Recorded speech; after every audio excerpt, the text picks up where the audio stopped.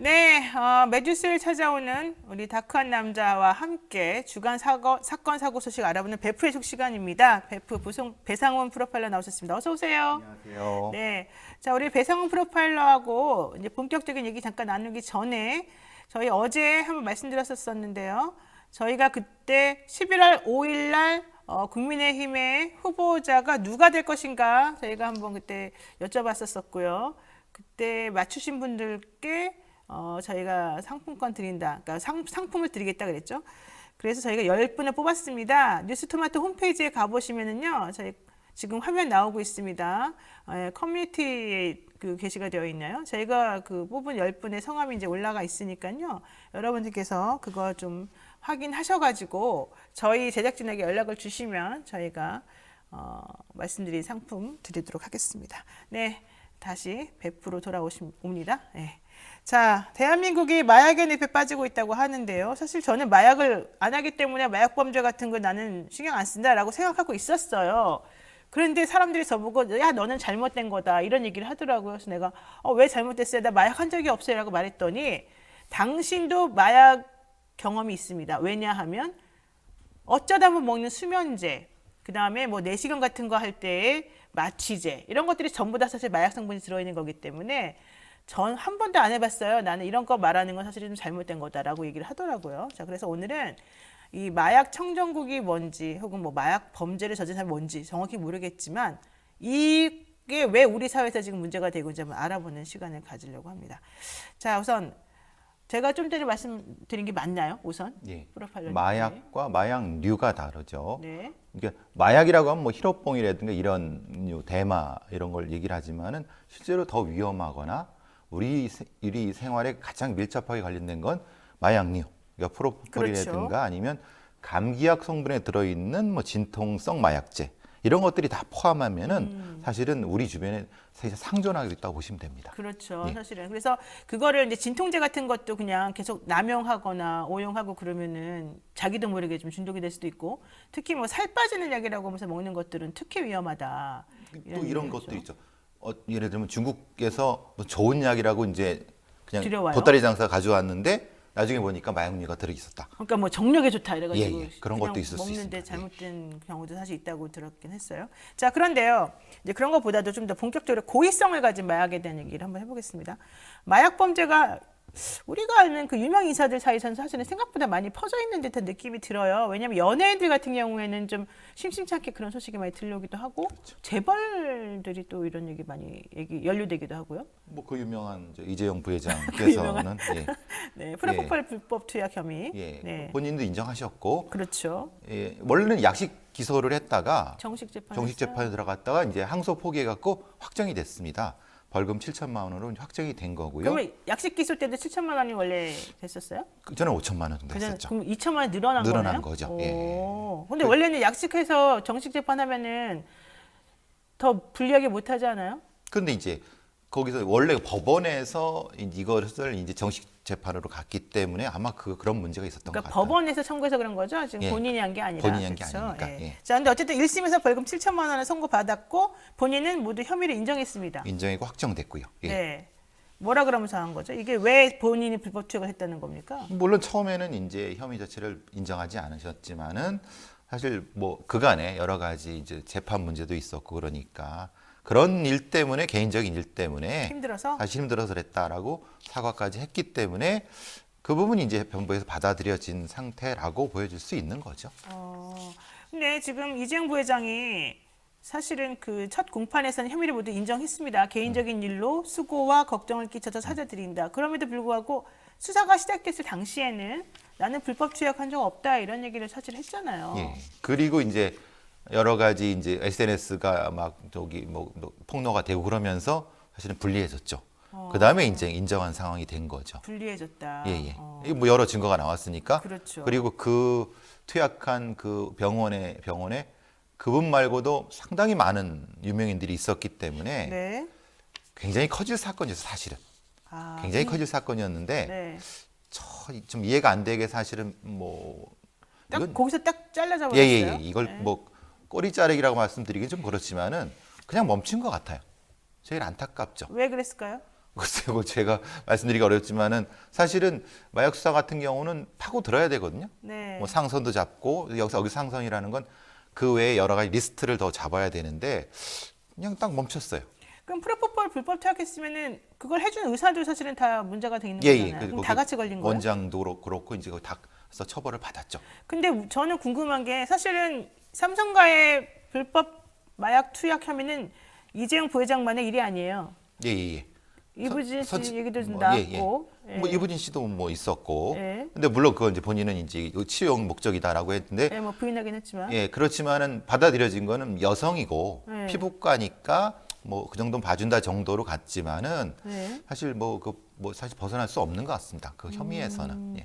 그러면은 왜 이렇게 이분들은 왜 이런 걸 합니까? 힘들어서 우리 지금 좀 전에 이제 힘들어서 뭐 그랬다고 얘기를 하니까 우리 댓글 달아주신 분이 힘들면 다 해도 되나요? 뭐 아니죠, 말이 절대 안 됩니까? 되죠. 이러는데. 예. 이건 불법입니다. 분명한 건 법을 어기는 거고요. 네. 근데 이제 그만큼 우리의 뭐라고 하나 단속이라든가 이런 불법에 대한 제재 그리고 그 이 프로포폴에 대한 접근성이 돈 가진 사람들, 힘을 가진 사람들한테 너무 쉽게 열려진 상태. 왜냐하면 이것은 그러니까 의사의 처방만 가지고도 쉽게 그 많은 양을 할 수 있게끔 열려져 있기 때문에 그러니까 접근성이 쉬우니까 너무나도 쉽게 가고 있는 거죠. 그러니까 의사들이 마약을 그냥 이렇게 뭐 이렇게 처방해주거나 뭐 할 때 특별히 제재가 없죠. 예, 없습니다. 그거는 뭘 어떻게 해야 되는 건 다 기준은 다 의사들이 정합니다.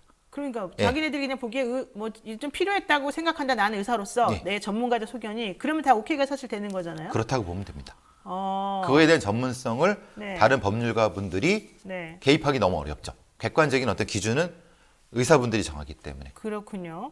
자, 그런데 의사분들은 그러면은 왜 이렇게 재벌들에게만 더 관대하게 처분을 많이 해주시는 거예요? 그분들이 너무 힘들 걸 미리 알아서요?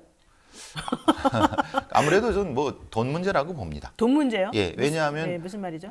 어차피 그런 구조가 그러니까 이제 다량 처방해주는 구조가 반복되면은 병원의 수익과 관련된 부분인 거고 보통 수익이라는 게 이제 뭐 한두 명이 되니까 수백 명 이상씩의 고정 고객이 되는 거고 그것이 반복되고 있고 그 특정한 이름만 나면은 그쪽으로 사람들이 몰리니까 뭐 막대한 수익이라고 생각하시면 될 것 같습니다.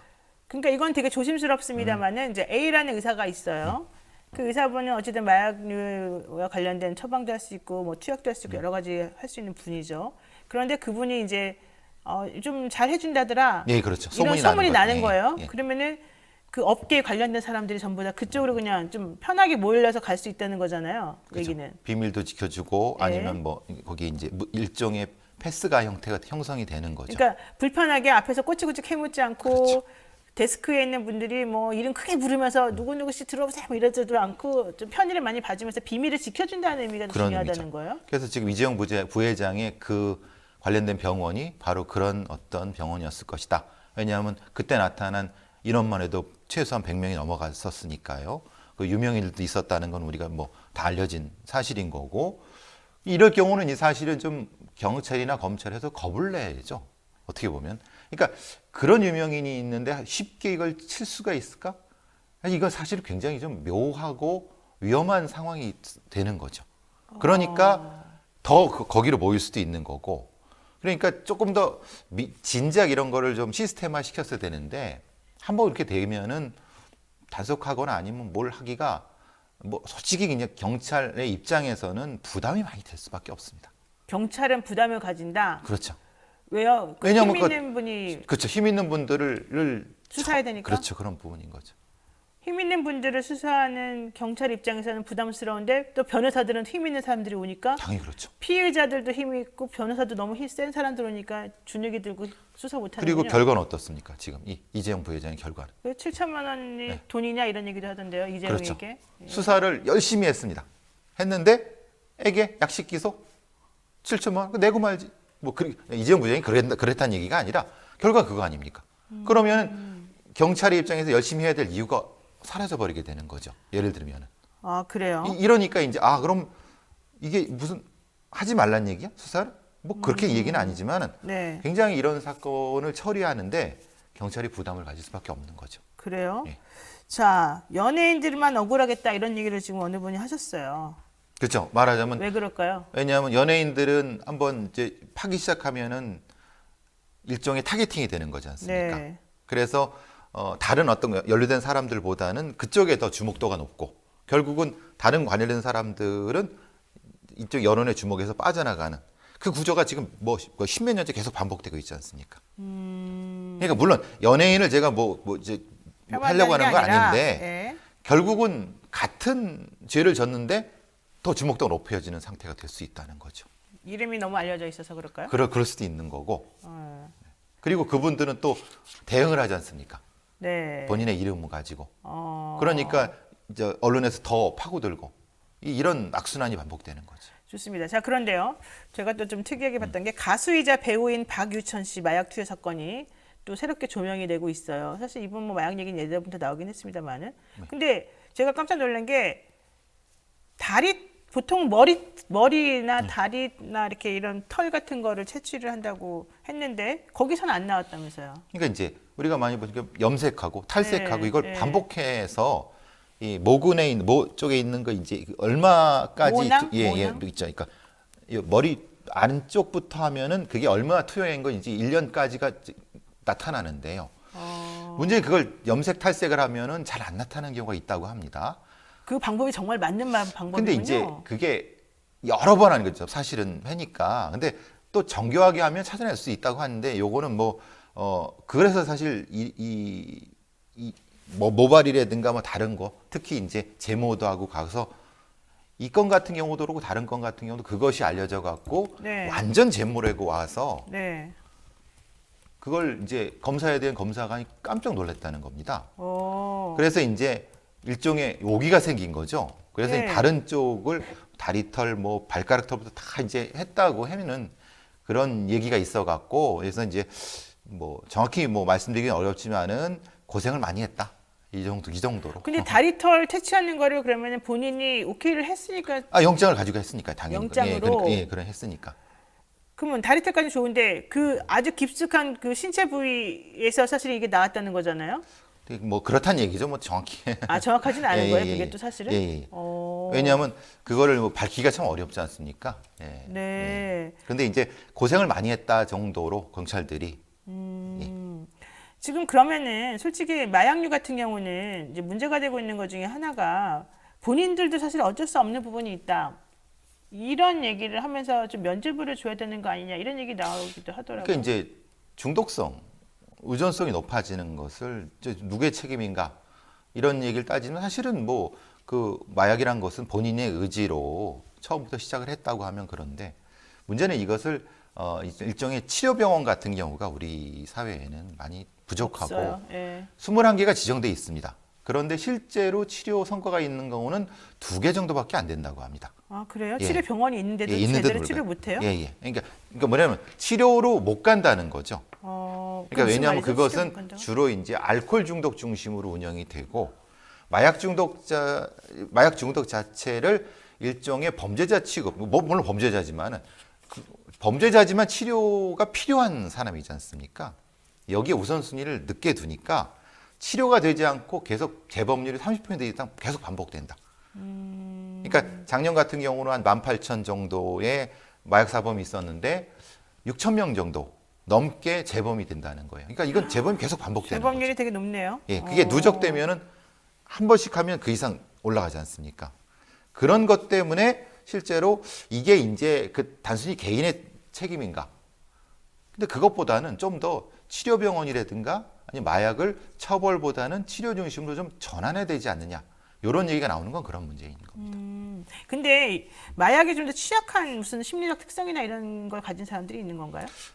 과거 같은 경우는 우리가 조폭들이 마약을 많이 한다고 하지만은 불과 한 몇 년 사이에 10대 청소년들, 20대 여성들, 이게 이제 뭐냐면 삶에 어떤 좀 두려움을 갖고 있는 생애 그런 분들이 투약자가 훨씬 늘어나고 있습니다.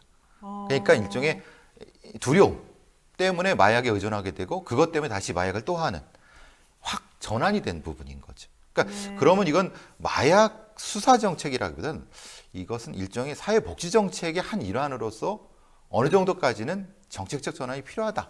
이게 이제 마약을 접근하고 있는 분들의 얘기입니다. 그러니까 제 말은 이제 예를 들면 저 같은 성향은 마약에 취약한 성향일까요? 그걸 여쭤보고 싶어요. 그렇지 않은 것 같은데요. 그렇지 않아요? 그걸 어떻게 아세요? 취약한지 아닌지. 왜냐하면 이제 보통 우유부단하고 예. 결정을 못하는 예. 분들이 이제 다른 결정을 거기에 맡기는. 그래서 아. 이제 어떤 약에 의존하게 되는 경우인데 예. 노 변호사님 강단 있으시고 아니 저 되게 연약해요.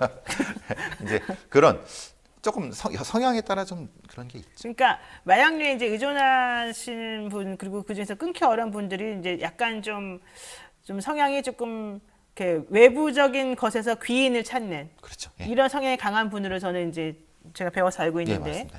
그러니까 그게 이제 책임 소재를 사실은 그쪽에 대해 좀 돌리고 싶어하고 그렇죠. 본인은 뭔가 좀 유리되고 싶어하는 그런 부분들, 또 책임을 조금 사실 안 느끼고 싶어하는 부분들.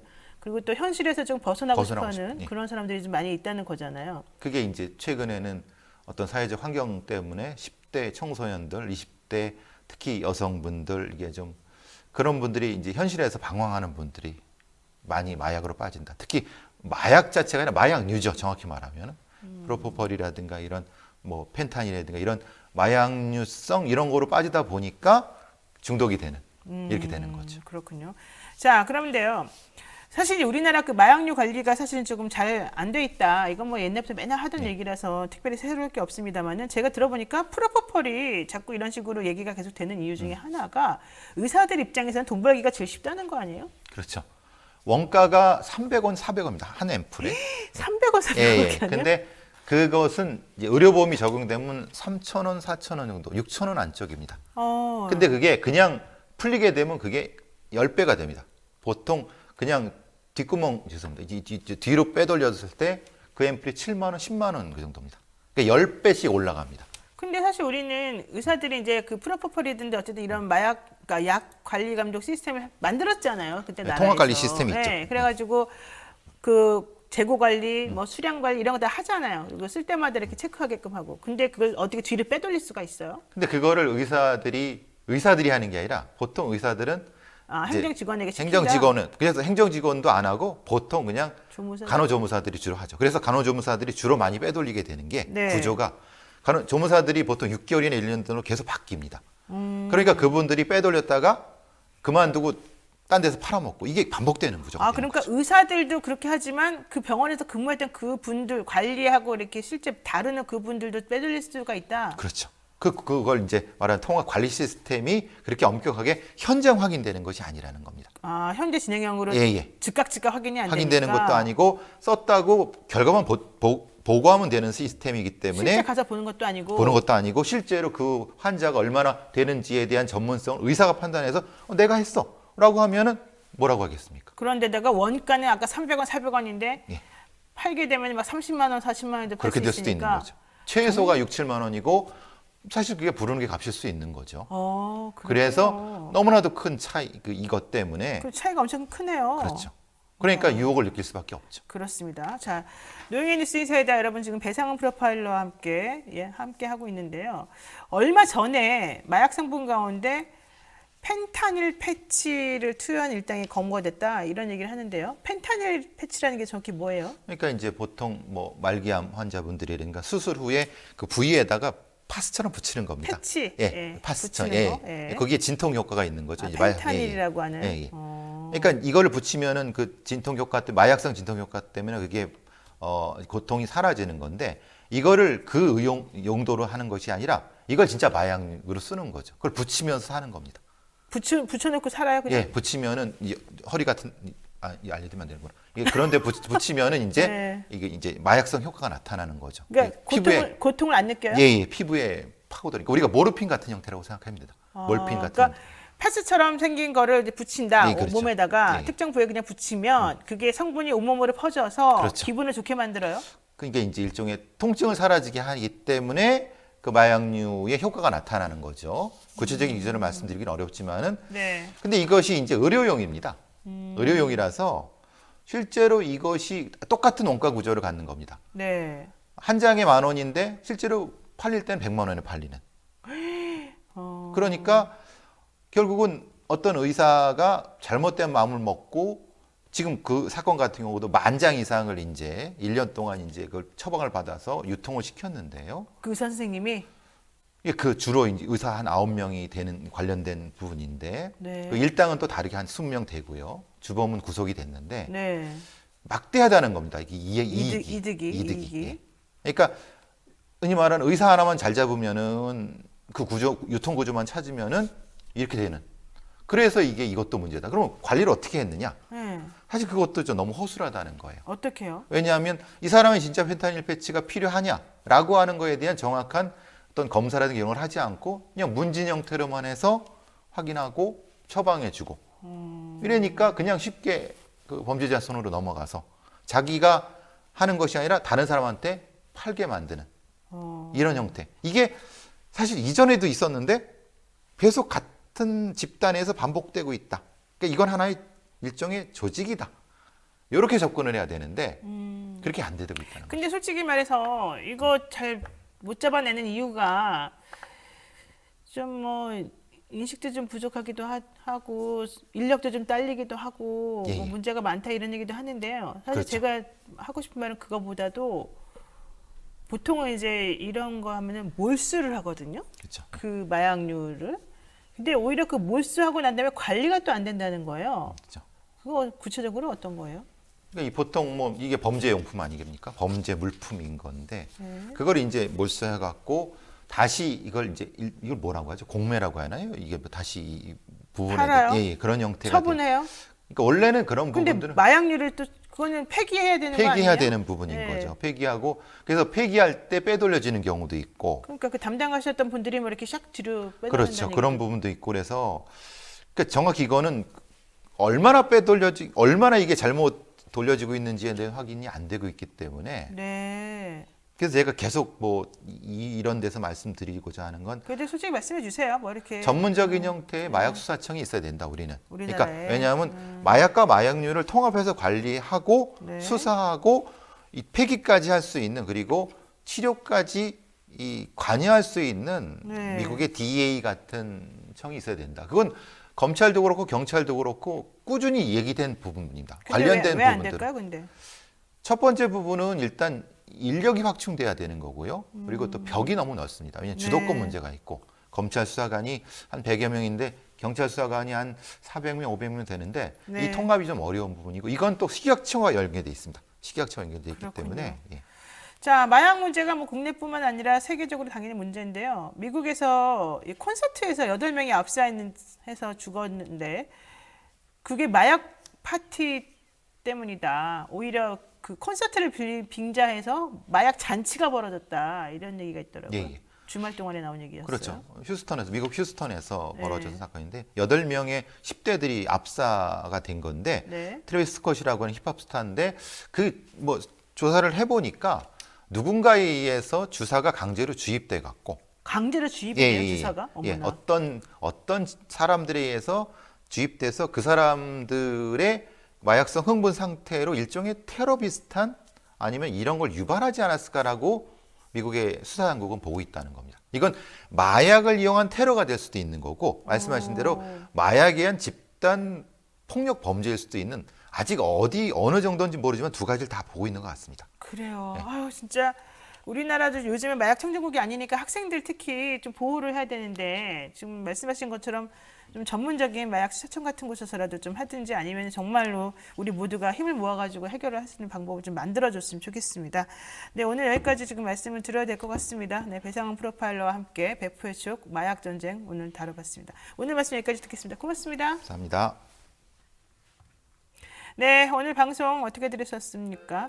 저는 내일 아침 7시 30분에 또 우리가 또 자랑하는 코너죠. 이슈 삼합 신장식 김배성 변호사와 함께 다시 찾아올 건데요. 내일은 아주 그냥 제가 맘 먹었어요. 잘근 씹어버리겠습니다. 내일 잊지 말고 꼭 들러주시고요. 네, 저는 오늘 하루 여러분들 행복한 시간 되시라고 일단 기도를 드리겠습니다. 오늘 감사합니다.